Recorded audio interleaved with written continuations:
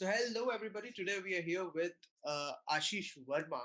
So he has been guiding design aspirants for a long time, and he's guided many aspirants. And his students have went on to secure good ranks and good like admissions in NIDs, IITs, whatnot. So he has masters in the product design and engineering degree from IISc Bangalore, which is also called Tata Institute.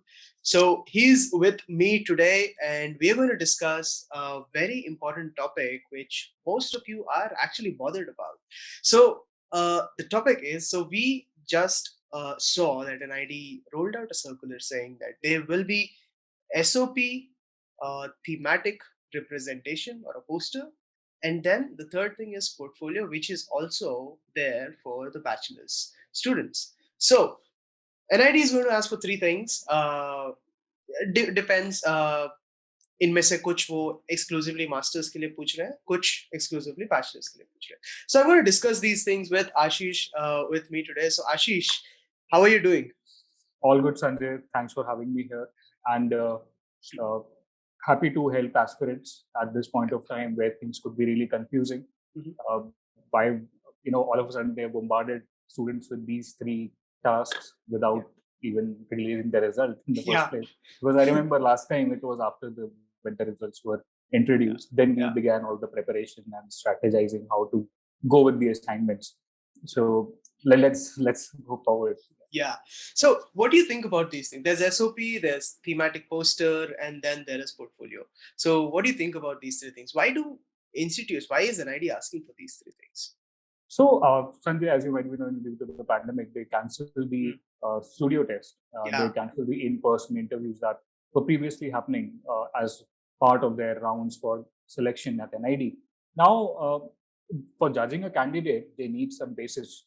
They cannot physically have people in their campuses. So there should be some way of them knowing about the candidate. Now, interviews is one way. Interviews, you can get to know directly face to face what the person is. You can ask questions, you can ask follow-up questions to that and get to know what is the inner deep motivation to join a course.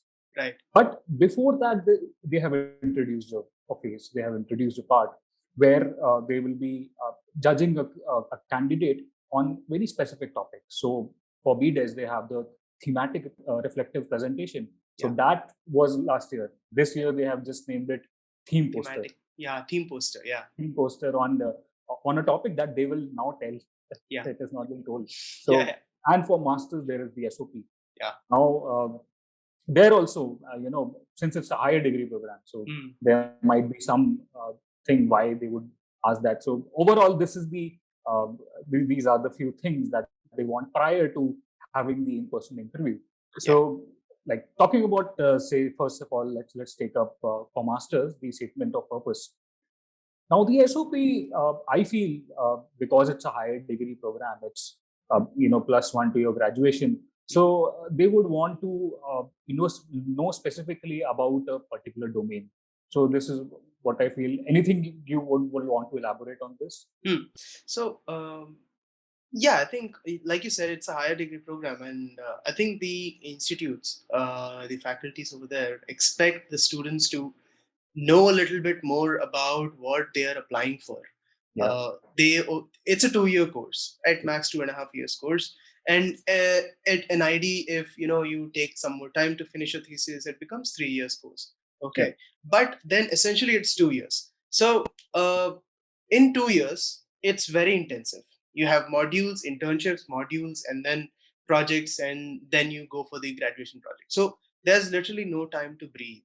Okay, so to get into that, you have to really know what you're getting into. And I think a student must know what the industry is like and what field, how is that field evolving in the industry and what is happening in the industry. And it should show strong inclination, what I think, because the student is not going to be there in front of the jury members. So when they're reading the SOP, it shouldn't be something like a fictional stuff. It should be more like yes, you have to mention how you got interested in design, if you're moving from a different background, right? So that is majorly, what they see, because according to me, I think if I have to highlight 3-4 things: one, why they're getting into design, if they're coming from a different background, or if they're from a bachelor's in design, then why at that particular institute, master's in design at that particular institute, right? Definitely. Yeah. And I think the second point is, so you realize that you want to do this, then what did you do about it? How did you work towards it? I think that's another important thing. Very important. Should show your interest in the field. And then the third thing would be, it would be nice if they could mention something related to the institute itself. Why that institute? Maybe they could talk about professors, they could talk about a particular project, they could talk about, I think, something that the recent graduates or the graduates in the past have done. Yeah. Even Sanjay, adding, they can also talk about their past experience, how they got interested in design in the first place. Particularly going for masters, suppose you're picking up furniture and interior design. So why one specific incident could have motivated you? That's so also adding to all of these pointers, this also could be one. Definitely. Yeah, I think again, this has to be very subjective. Yeah, exactly. It should not be copied from somewhere and like, this is the format, this is the template. Just go fill in the blocks and you're done with the SOP. It should be very personal. It's you are conveying your purpose. Why do you want to pursue that particular course? So it should be very personal. It should reflect something about you. It should reflect you as a person on a piece of paper. That's true. And I think to end with, the SOP must also have the future scope. What is your goal, and why?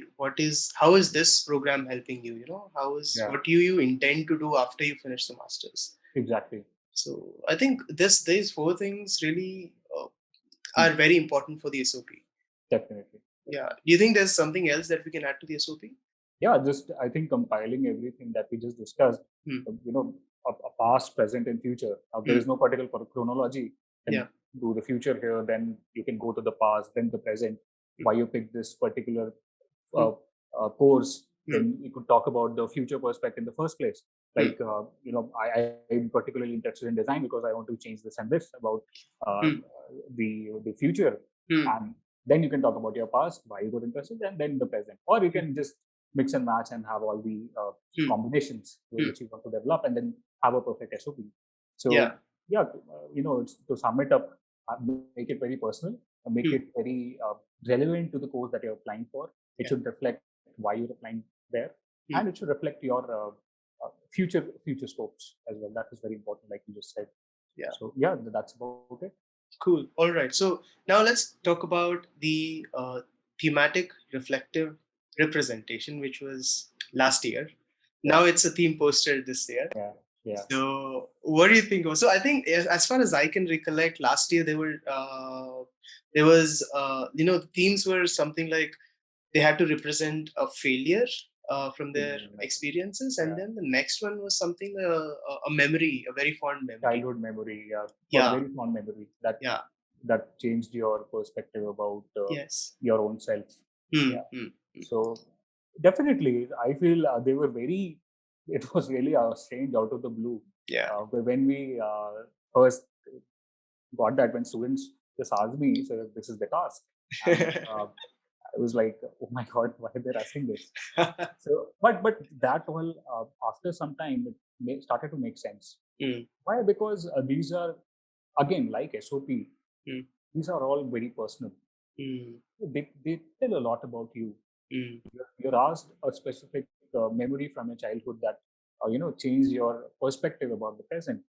So, as a designer, if you can say, or as an aspiring designer, or coming into a course that teaches you design, there are certain factors. Suppose gauging empathy, gauging learning, gauging creativity, or about even frustrations, failures, all this, how you cope up with that, all these skills, because to convey your personality as a designer, we are all very empathetic about things.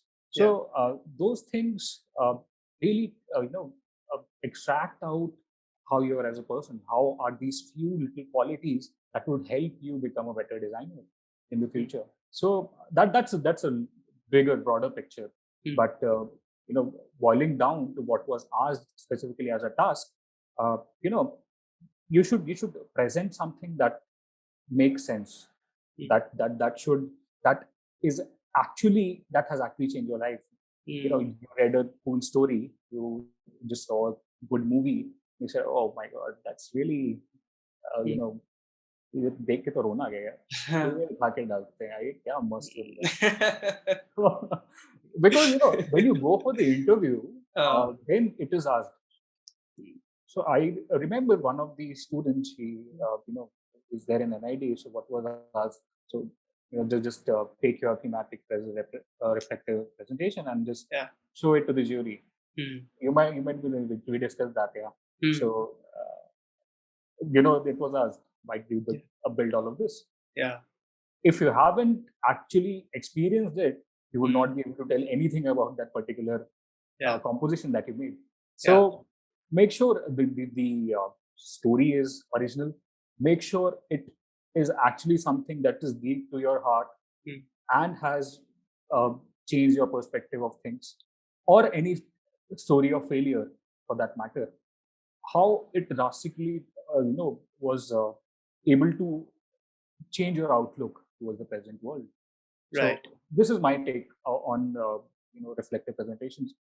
So, like, I would like to know from you also. Like, now it is a theme poster. So, and would there be the same thing, like the same topics, or? That's something that I really want. I'm waiting for, actually, because the way they termed it this year is different. The way they termed it last year was different. So the way I interpret it, very, very close to what you're saying, pretty much the same, actually. If I have to just break that word down: thematic, reflective representation. So thematic is basically where they have themes, which we discussed, right? And then reflective is basically your reflecting on something that that you have gone through, that we have gone through.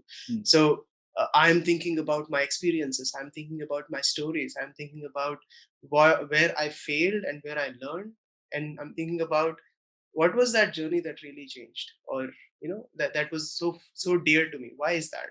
So you have to reflect, like you just mentioned. They cannot just copy paste a story from any movie they might find interesting or emotional. So representation is basically, again, skills. So they're checking very different things here at the same time. So it is everything about the student. So their skills, their ability to think, their ability to tell a story, storytelling, their ability to convey what they have in their mind visually. Are they successful? Are they, like, how successful are they in doing that? So a lot of things that are coming into play, and I think uh, theme poster also sort of based on a theme. So it's mostly could be termed as an illustration, but now they also give you freedom to do it. It could be a collage, it could be photographs, it could be anything that tell a story. So it has to tell a story. Even I remember that some people had storyboards, some people had collages, some people had posters. But definitely, be very careful on what you choose. Be very careful of how you're compiling everything. I think that is the key. Yeah, that's true. And I think that's it about the thematic poster or reflective presentation. So now let's go to portfolio, the hot topic among the bachelor students, especially these days, because they are not used to thinking about portfolios and stuff, right? It was just last year that they asked for samples of work, or something like this. So like, I know, like, some of the institutes out there, they were doing is they all said portfolio is not required. Make it They were doing material handling stuff. Even after they introduced, you have to make a thematic representation and a portfolio. They were teaching how to make materials and include that material in your portfolio. Go. And when they went there, the the invigilator or the examiner or the interviewer, they just saw and said, "Oh, you're applying for animation. Why is this model here?" So, no. Yeah. So this is a big no. So what I'm trying to get at is, for a B.Des portfolio, first of all, before even starting your portfolio, know what you're applying for. You're interested in graphic design, you're interested in animation, you're interested in product design, interested in interaction design, UI UX. Build your portfolio according to that particular stream. Now, we're not saying key interaction design here to start building apps. No, not at all. But what you could probably make is some instructional poster that caters to COVID, or people, encouraging people to follow the COVID norms. That is some field that is related to interaction design. Animation, you can start making characters. Product design, you can make small products. Suppose making a mask that is easy to store or does not get contaminated, or easy to hold in your house. We just come to house, remove our mask and just throw it anywhere. Get to a proper place. A small product design that could reflect your interest in that particular field, and your skill level. You're good with materials, you're good with sketching, you're good with identifying problems. So for B.Des, a compilation of your artworks, some work that would be essentially could be added to the field of your interest, and some extracurricular things like you write stories, you write poems, you are part of some theater, you were a part of your theater group in school. So do not keep it very specific. I'm interested in transport or making cars, and you start for all of your portfolio is just sketches of cars. Does not make sense at all. Have your artworks represent your skills in sketching, coloring, material handling, everything, and some topics, 1-2 pages of your interest, of the domain that you would be interested in while you're going to NID. So this is much about it. So I would like to know from you, Sanjay, like what should be learned of portfolio and other things. So one thing I see very often from the bachelor students is that they have I'm going to tell you big no's, that you should not do and must never do. That having different layouts for every page. Okay. When I say layouts, it's basically different dimensions for, one page is portrait, one page is landscape. No, don't do that. You're putting the viewer into a lot of what do you say, it's a visual crime. You don't do that. So it's not pleasant to look at. First thing. Second thing, it shows that you're not paying attention to how you're presenting your work. Just stick to one format. If it is A4 portrait, then stick to that all throughout. Okay. If it is landscape, stick to that all throughout. Okay.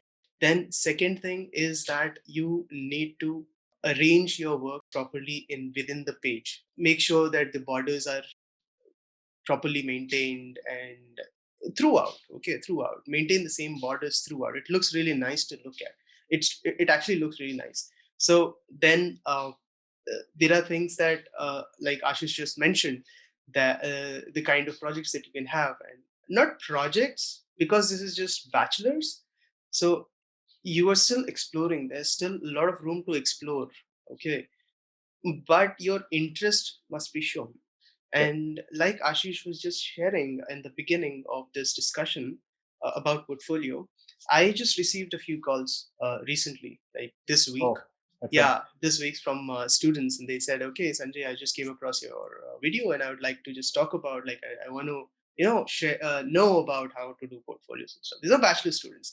So these students were actually, they went to the interview round last year, and then they had a really tough time in the portfolio interview sessions. Okay. So what happened was, this particular person, she said, so I showed them my portfolio, and I had a particular sketch which was not something that I was really interested in. And the jury just was so into that sketch that they particularly talked about that sketch for a really long time, and that messed up the whole interview because she did not know anything about that particular sketch. She just put it because it looked good. That's it. And somebody from some institute had also asked her to do that, like put that into the portfolio, which is, I mean, I don't know why this is happening, because see, and that's why I wanted to have this discussion with you, because see, it is very important to give the credible information, the right information to these students, because it is their life, it is their opportunity, it can make it or break it for them. So and it's a critical stage. You've already have done so much of a hard work to clear the first round, the prelims round, and you're going to the mains. You've already done the hard work, and this stage having a incorrect guidance. That is really really very depressing to see that these things are happening out there. I was very, very sad when I got to it, very disappointed, gutted, and I thought, okay, that's when I gave you a call. I said, okay, well, let's do this, because this is very much needed, Definitely. Very much needed. So same experience. Yeah. And so that was about bachelors. Now let's come to masters. So for master's students, in my opinion, it has to be very, very, very stream specific. Yes. Not more than 3, max 4 projects from that particular domain. And when I say domain,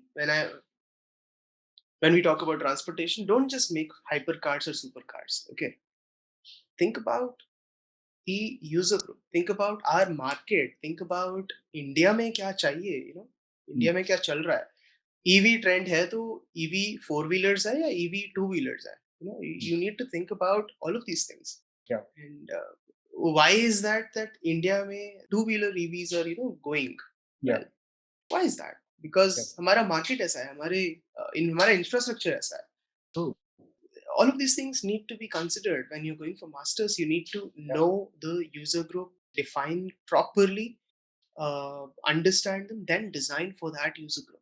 Exactly. Very important. Empathizing, like, it's the golden word of design. Empathizing, very important. Know about that industry and do something very contemporary. Situation समझो, फिर project उठाओ, pick up a problem and solve it. That's it. Definitely. That'll be amazing. And then a few like one project miscellaneous हो सकता है, कोई other field का, if you're interested, you can do that. Then some add-ons for photography, artworks, anything else, anything. Gamer ho, gaming karte ho, YouTube channel hai, anything, you can have anything in it. And yeah, I think that's all what I would say for masters. What do you say, Ashish? Yeah, like I think most of the points are covered. One more thing, like what you were saying, pick problems that are specific to India. Because this is NID, this is something of national importance. This is field of national importance. Like I recollect, in one of your podcasts, like there was a lady, she was talking about her journey to NID, and what she did was, Ankita, she documented all the craft from northeastern states, and that she presented in her work. Now that was very specific to the Indian culture, the tradition, the traditional our industry, the textile and the handlooms and artisans of Northeast, just collecting all the data from there. Now that's what she presented. So more of your projects should be catering to the Indian masses per se. That would really add value to their portfolio. I'm not saying all of your projects should be like that, but definitely these kinds of projects do add some value. Yeah. Apart from that, I think most of it is covered. Be very stream specific. Yeah. Don't go here and there. Don't copy stuff. Oh yeah. That's very important. Yes. You are on Behance. You have some portfolio from one of your seniors. He's sitting in NID Bangalore. He just said he's there. Waking up. And then you copy this exact same thing there. And believe me, those guys know what and what is out there. Yeah. So please don't do that. Yeah. Please don't copy stuff directly. Be original in your work. Okay, definitely. What I would suggest is listen to Sanjay's podcast, the Detox podcast. I mean, you get that variety from different branches, what those people did. I think that's the most important thing. Yeah. Go through that, what is done, and then get back to Sanjay and ask him, what should I do? How should I present? I think he'll be the best person to guide you. Yeah, I mean, definitely. I'm super approachable, and I'd really love to help anybody who's planning to go for this and who need some help with portfolios. Definitely, feel free to reach out to me. So with this, I think we have discussed all the three things that we wanted to address in this session. And any parting tips that you want to share with the viewers or listeners or the students who are looking up to this video? Three things: be original, be simple, be creative. Nice. I think that's puts everything into perspective. Actually, very nice. Thank you for joining in today, and I hope this video really helps you all. So after receiving so many requests from a lot of students, I reached out to Ashish and I wanted to have this discussion so you guys can have a lot of clarity. And I went a step further and I invited Ashish to be a part of the workshop that Designex Studio is doing starting from the 11th of June. It's totally based on this portfolio preparation, and we'll tell you about all of these things that we've discussed in detail and how you can do your projects and present them in your portfolio. And we'll also talk about a lot of important things during the workshop. So if you want to register for the workshop, go ahead and do it today because there are limited seats, and you can find the registration link in the description below. Thank you.